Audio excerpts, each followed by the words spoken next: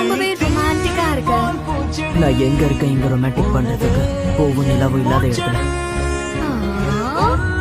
Rachel ரொம்ப கொடுத்து வச்சிருக்கணும், ஏன்னா அவளுக்கு இவ்ளோ அட்டென்ஷன் கிடைக்குது. எனக்காகவும் யாராவது இவ்ளோ எஃபர்ட்ஸ் போட்டா நல்லா இருக்கும். என்ன எஃபர்ட்ஸ்?